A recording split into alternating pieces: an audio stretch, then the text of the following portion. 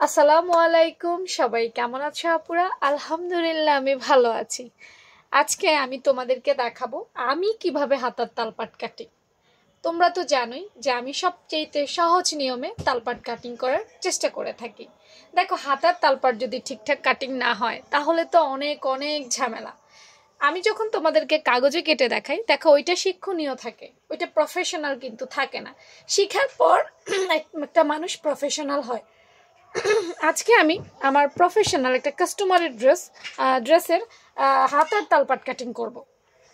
তালপাট cutting করার জন্য প্রথমে আমি হাতার মুখের যে অংশ সেটা সেলাই করে নিয়েছি, সাইডের যে অংশ সেটাও সেলাই করে নিয়েছি। এই যে দেখো, সাইডটাও সেলাই করে নিয়েছি। তারপর আমি দুটো হাতা, এখানে কিন্তু দুটো হাতা একসাথে, দেখো এই যে দুটো হাতা দেখতে পাচ্ছ না, দুটো হাতা, হ্যাঁ দুটো হাতা ঠিক উল্টো পিঠে ভাঁজ করে রেখে দিয়েছি। রাখার পর আমার তালপাটটা কতটুকু পর্যন্ত, মানে কত পর্যন্ত সেলাই হবে সেইটারও একটা মার্ক করছি। মানে আমার টোটাল যা আছে সব কিছু মাপঝোপ শেষ।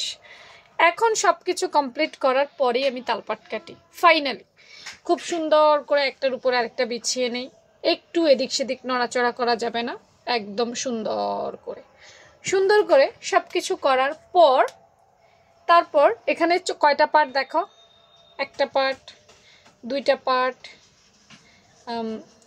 তিনটা পার্ট, চারটা পার্ট, দেখছো চারটা পার্ট একসাথে আছে। থাকার পর উপর থেকে একটা পার্ট সরাই ফেলি। আবার এই যে নিচ থেকে দেখছো, এই নিচ থেকে আরেকটা পার্ট সরাই ফেলি।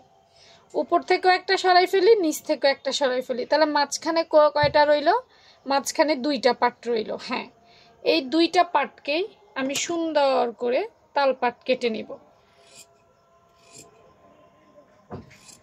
খুব সাবধানতার সাথে উপরের নিচের পার্টগুলো যেন কোনোভাবে কাটা না যায়, সেদিকে খুব কেয়ারফুলি, একদম শেষ ওই বিন্দু পর্যন্ত, অর্থাৎ এইটা খুব কেয়ারফুলি কাটতে হবে। এই যে তালপাট কেটে ফেলছি, এই দেখো, এই যে এইটুকু কেটে বের করে ফেলছি, দেখছো? এটাই হচ্ছে তালপাট। এখন দেখো কিভাবে হলো, খুলে ফেলবো। এই সাপের মতো অংশটুকু বের হয়ে গেল। এটা এই সাইডের তালপাট, এটা এই সাইডের তালপাট। এইভাবে কাটিং করলে না আমার ভুল খুব কম হয়। যদি অন্যভাবে কাটিং করি আমার ভুল বেশি হয়, তাই আমি এইভাবে কাটিং করি। তোমরা কে কিভাবে কাটিং করো জানাতে ভুলবে না। আমার পদ্ধতিটা সহজ লেগেছে কিনা সেইটাও জানাতে ভুলবে না।